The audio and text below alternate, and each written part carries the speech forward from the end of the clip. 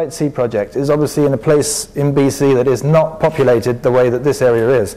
Hence, not so many people know about it, maybe, as they do other issues. Yeah. They know about it in Fort St. John, and they know about it in Dawson Creek. They know about it in the environmental movement. It's been on the radar for 30 years.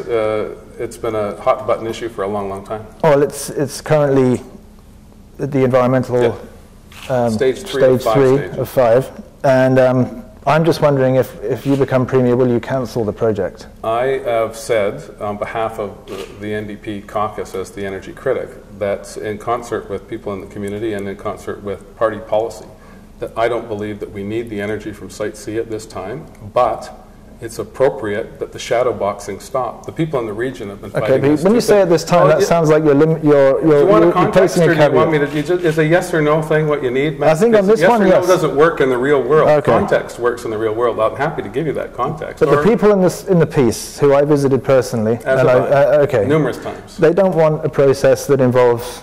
They want to end the debate, and you do that by putting the science on the table. You do that by demonstrating, do we need the power or do we not need the power? Okay. And the community that I've talked to embrace the opportunity to dispel the mythology once and for all that this is a good project.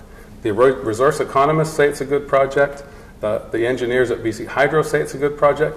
Let's get the science on the table. Let's ensure that First Nations rights are respected, that the agricultural values are quantified and not disregarded, and that the environmental impacts with respect to calving areas and other wildlife issues are addressed. Okay, that's a reasonable thing to do. And we're leaving the yes or no out, but how about the either or? The community says, let's have that debate, and let's say once and for all, this is not the next best project, or it will be controversial for all time. And when the people that have been opposing it for 30 years pass on, then what?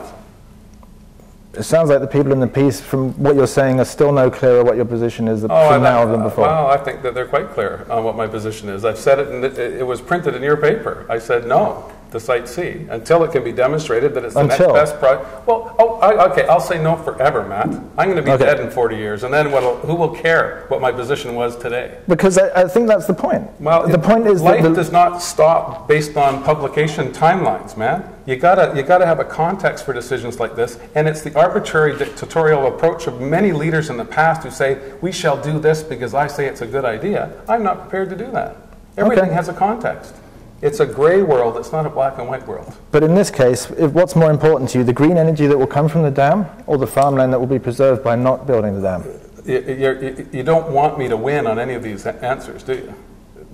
Of course I want green energy, but is that the next best option? How do you find that out? You do that through scientific study and an environmental assessment process. But by leaving that we don't land determine it here in a discussion in front of a fake fireplace. Okay, but by leaving the land in place for the farmers, for agriculture, for local growing. Mm-hmm. They're growing hay there right now. It takes care of food and hay for the area. It's a microclimate, it's very important. There's a whole bunch of issues that would lead you to the conclusion that this is an inappropriate site. And I have agreed with that point of view up until this moment in time. However, I cannot say forever that this opportunity on a managed river should never happen. I can't say that, and I won't. Now, okay, we've got to move on swiftly because I appreciate your answers. They're very thorough. I appreciate that. I can be much more thorough.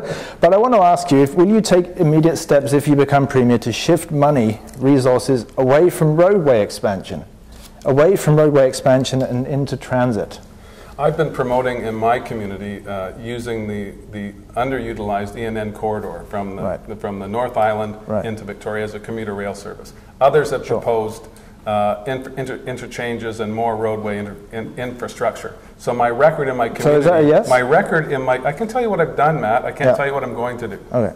I think you should tell us what you're going to do, because you're going to be in a position of power. And if you do, will you institute a province-wide rail service? If I do, I will speak to the people in the region, I will speak to the Council of Mayors, I will speak to TransLink, and I will speak to transportation planners and let them tell me what the best course of action is. Again, although this fireplace is compelling, it doesn't fill me with all of the information that I need to make informed decisions on transportation infrastructure in the Lower Mainland.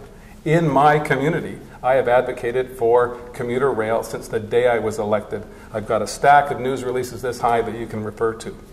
What I've done in my neighborhood, I would like to see emulated in other neighborhoods. However, I can't speak for the people in the Lower Mainland on what is the best solution for them. Is the best solution rail out the valley? It may well be, but I don't know that. Do you, Matt? Is that the best course of action? Is that the best $1 billion you could spend, putting rail up to the valley? Or would it be to take light rail down Broadway? Or would it be to go to the Evergreen Line? Do you have an answer for that, Matt? I don't. But the community. But I was asking specifically, move money from roadway expansion, specifically roadway expansion to these projects. These are TransLink decisions. Roadway expansion. Yes, right? Roadway expansion is partly it's a TransLink issue. For a guy from Vancouver, why I'm getting support in pockets of the Lower Mainland is that I'm not coming with a preconceived notion about what's in the best interest of the Lower Mainland. We've had premiers from Vancouver, virtually, if you count Mr. Vander Zalm from Surrey, since 1986, coming with their own preconceived notion of what's good for the Lower Mainland. What I want to do is talk to the people in the Lower Mainland and let them tell me what's good for them. That's my approach, and that's how. What are you hearing on the Gateway program then? You know, from the people of the Lower Mainland. I've heard lots of anxieties around the South Perimeter Road. I've heard support in Surrey for the Port Mann Bridge. I've heard concern in Burnaby and Vancouver about the Port Mann Bridge. Again, there is no right answer to that question, and I'm well aware of your extensive work in this regard, and you've had multiple answers from multiple people, and it shouldn't be a surprise that I'm giving you one right now. Okay, but it's up to the people in the region to make those decisions. But I mean, Kevin Falcon said, as Transportation Minister, he said it's a done deal. Kevin Falcon says this is good for you and you're going to do it. He actually said it's a done deal. The Canada Line is a success because they've met benchmarks of taking people out of buses and putting them in SkyTrain. But what's the increase in ridership? What's the general increase in ridership of public transportation? They won't tell you that because they don't have a good answer to that question. Okay, they're justifying a $2 billion expenditure by saying we took people off buses and we put them on a train.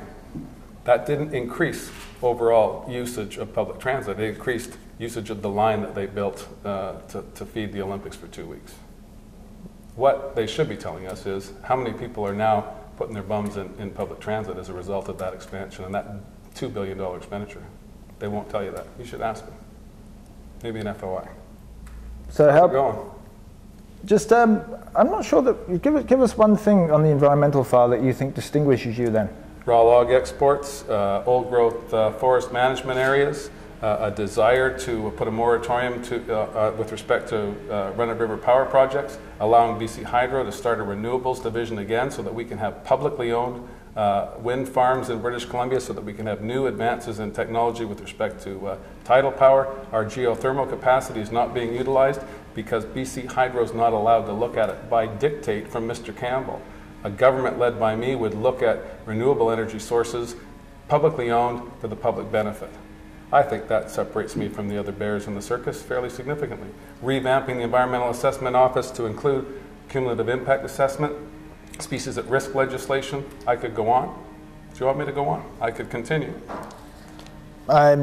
I think you've given us a good answer on that one. Although I'm sure Mr. Falcon would come close with respect to his interest in the environment, and I understand Christy Clark wants to reopen the Prosperity mine issue. So well, let's talk about. I think juxtaposed to those who I might be running against, I'm fish farming. We got to give it a bit. We got to wrap it up. So tell us about if you're a premier, will you put a moratorium on open net fish farming? I spent a year and a half when we were in government working with the Fish Farming Association trying to find a resolution to the impasse. I don't believe there is one as long as there's open pen net cages near spawning routes. I believe that closed containment technology, which I reviewed back in 1998 in the Broughton Archipelago, is an appropriate course of action. The costs of that are coming down. I think that the industry, if it wants to survive and thrive in British Columbia, should get with the rest of the population and follow the recommendations of the special committee that reported back in 2007 about closed containment being the only course of action for any expansion in the sector.